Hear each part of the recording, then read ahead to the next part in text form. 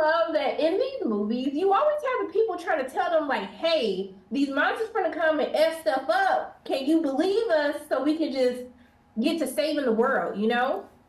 And so I like to always ask people, you're both killing it in your career. So I want to know, who was the first person that you had to convince to believe in you? Whoa. You came ready with it. You came ready with it. You got to start that one. I mean, myself. There we go. I'm gonna say myself. You gotta back yourself first. Truly. And then just a bunch of casting directors, I think. That's a really great question. You know, it's really interesting. I'm always thinking about this teacher I had in elementary school, right? Like when I was in elementary school, I went to elementary school in Washington, D.C. in the 90s. It was rough. And I used to walk to school, and I used to always walk with my head down like this, like all the time. Like this is how I walk to school all the time. And I remember this teacher coming up and she's like, hey, young black boy, why are you walking with your head down? And I was like, well, how else am I gonna see where I'm going? And she was like, no. She was like, you're seeing where you've been, but you're not really seeing where you're going. You have to hold your head up. And I will never forget this woman telling me that. I wish I could remember this teacher's name. I really do not remember, because she wasn't my teacher. She was just a teacher at the school. But she saw me, and that means that she must have seen me do this all the time. And all these kids, she must have seen me do this all the time. And ever since then, I've just always listened to people who told me to hold my head up. I truly just have to remember all those people who told me to hold my head up so I could see where I was going. Like, it was so crazy. Like, I would leave the house that way, I'd get to school, I'd walk home from school that way, and this woman just came and was like, you need to hold your head up, black man. You need to hold your head up and look at where you're going. And I've never forgotten that. So if this teacher sees this, and you know who you are, I mean, look at me now. I'm truly grateful. Like, and I try to spend as much time as I can telling other kids to hold their heads up, because it's hard. One, it's hard because they're on their phones all the time, so this is like where they're at. But even now, it's even more important to tell these kids to hold their heads up so they can see where they're going. So I never forget that. Yes, King. Yeah. You hold your head up. You a king, okay? Thank you. I'm holding it up. Scream King. Scream King. Right. Thank you. But I have a fear of like going to Australia because of like the wildlife there. So when I heard you filmed there, I was scared for you. So like, how was it actually being deep in the rainforest filming this movie in Australia? One, sis, listen to your instincts at all times. At all times. Don't ever second guess yourself, because you would be correct. Two, you know, look, like I told production off GP, I was like, if I see a huntsman spider, I'm out. Like, y'all just gonna have to recast, like book my flight. I'm not finishing anything. But it's also, I don't know, like people live there. People are like, we wake up to this all the time. Like there would be times that I would go to set early in the morning. There's a kangaroo in somebody's front yard, just unbothered. Like there would be, all the birds are huge and loud. The bats, fruit bats. The bats are the size of like us. They're the size of us, and they fly. So you don't understand how that's going on. And then we filmed in the rainforest. So we filmed in the rainforest, which has been around for so long. And if before the animals, there's all different kinds of things. The cliffs are steep, you know, and you're driving these cars up these winding roads. The cliffs are steep. There's crocs. Crocs, cassowaries. Cassowaries. So a cassowary, I know you want to know, cool. I'll tell you, a cassowary, sis, is a mixture between a velociraptor, an ostrich, a peacock, and Satan. So like at some point, this cassowary that is out here with the best eyelashes you've ever seen, you think it's something that's it is not. It could kill you. And then there's leaves that could kill you. Spiky leaves. It's called gimpies. Like, so they fall on you and they've got different little spikes, and the more you scratch, the more they spread. And so they call it the suicide plant, because you'd rather kill yourself than to keep scratching because it's so painful. And look at us now. We're here. Australia. Yo, we made it back. Okay, so I'm never going to Australia. Look, I'm not trying to tell you not to go and see the world, but I'm trying to let you know that that is possibly there. Okay. Okay. But I'm gonna live through you. Yeah, that's fair. Thank you for enhancing like my fear that has just been elevated level 1000. But let me say, it is beautiful.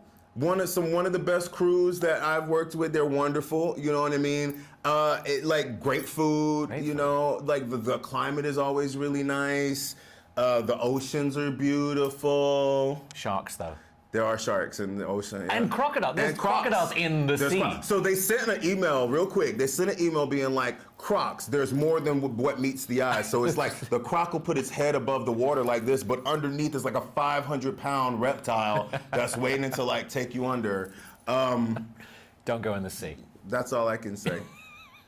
Well, I'm going to talk to you guys again when you host the Australia travel show. Right. That's our show. Taking Brian to places he really shouldn't be. Shouldn't be. Yeah. Like, absolutely amazing. I had so much fun. Thank you for helping me get my time in today. I just really want to thank the both of you for taking time out of your day just to speak with me. I appreciate you, and I'm sending love and light both your way. Same. It's an honor, and we'll talk to you again for sure. We're going to keep our heads up. Keep them up above the water. Above the water. There's more than meets below the the eye. water. There we go. Bye. Bye. I'm great. How are you? I'm doing good. The thing that I always find funny about these films is you have these people who are literally trying to warn the world that, like, hey, if we don't handle this, like, the world is going to end. You have to believe in me somehow. Yeah. And so what I want to know for you is, who is that first person that you had to convince to believe in you as a filmmaker? That's a great question. I mean, I'm very, very lucky because my parents were always very supportive of me. Like, I never made good grades in school, and as a matter of fact, I was making such bad grades, there was even a question of should I stay back, my last year. And it was actually my parents who suggested, listen, you know what, you're lousy at school, but you obviously already know what you want to do. You want to be a filmmaker, and that's what you're pushing towards. And they actually suggested I drop out of school and go straight to film school. So I can't advocate for people dropping out of school, but the reason why it worked was because we went, I knew what I wanted to do. They supported that, and that's what I did. So when I was 18, I went ahead and I started my journey into film school. And in less than 2 years, I was out, and I was out there making stuff. So that is awesome. I mean, we're not going to drop out of school, but I think that's really important to have parents who believe in you so much.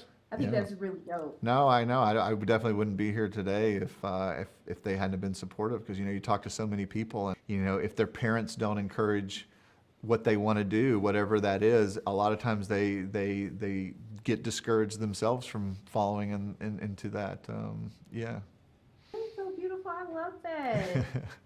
Well, also too, like, I have a soft spot for Kong. Like, that's my boy.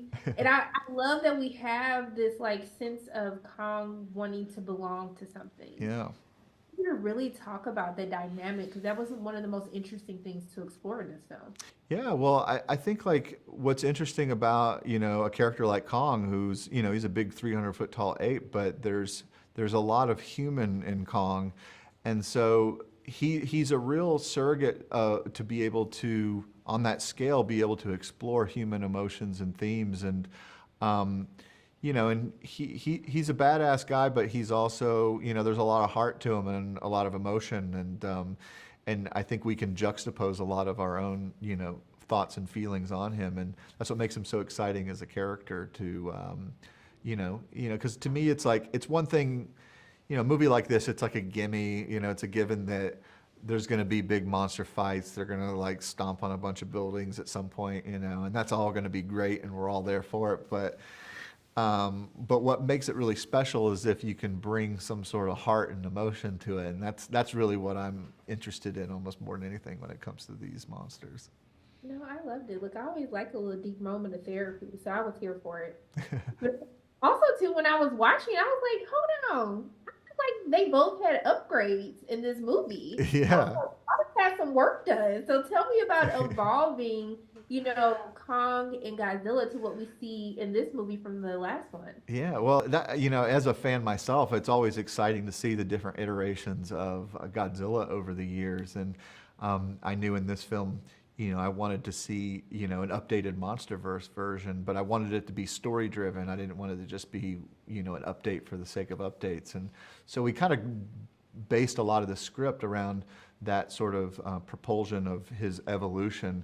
And obviously with Godzilla, there's there's a straightforward way of evolving him organically. With Kong, not as much. But what's great about Kong is that he has this real close association and relationship with the humans, and so the idea of the humans helping evolve him, through technology, I thought was really cool. And just the image of Kong with this big, powerful, the beast glove was just something that was just so exciting because we'd never really, seen that before. And that's one of those things you couldn't do in the first movie. You couldn't have done Kong Skull Island, Kong gets a beast glove. It's like, that's jumping too far in. Only like when you're quite a few movies in, can you build up to that? And so you have to take advantage of the fact that we're 5 movies in the Monsterverse, and that's actually a good thing, and we can have fun with that. Look, I just want to thank you for this movie. I love the colors. I love the music. I like the team ups. I just want to thank you for giving fans what they want. I appreciate you for taking time out of your day to speak with me. And I'm just sending love and light your way. I hope you have a great day. Oh, that's so sweet. Thank you very much. Great talking to you. So much. Great chatting with you. Bye. Bye.